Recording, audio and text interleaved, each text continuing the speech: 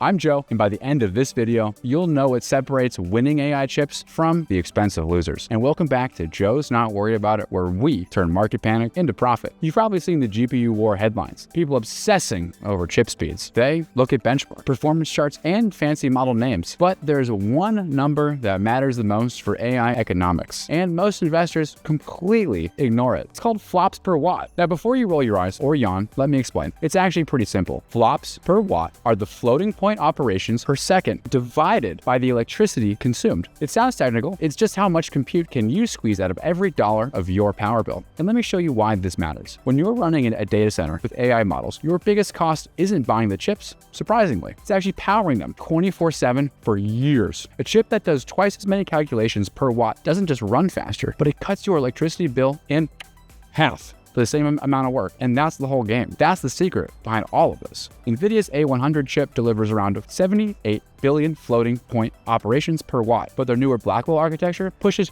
25 times better efficiency in some workloads compared to older generations. That's not an incremental improvement. That's a revolution in cost savings. And here's why it creates a moat. Once a company builds their entire infrastructure around NVIDIA's power-efficient chips, switching to a competitor means rebuilding everything and paying higher power bills, and nobody's doing that. So when you see NVIDIA announce a new GPU generation, don't just look at the speed specs. Look for the flops per watt improvement. That's the metric. If they're delivering twice more operational per watt than before, that's your signal, because it means that every customer running the old chips just got a massive incentive to upgrade. In fact, it's cheaper to upgrade, and every competitor who can't match that ratio just lost the cost war. And all of this means the magic ratio in AI hardware isn't speed, it's actually efficiency. Operations per watt, computing power per dollar of electricity. And NVIDIA keeps improving this ratio every generation, and their competitors, not so much. And that's why data centers keep writing checks to NVIDIA. So how worried am I about NVIDIA losing its edge?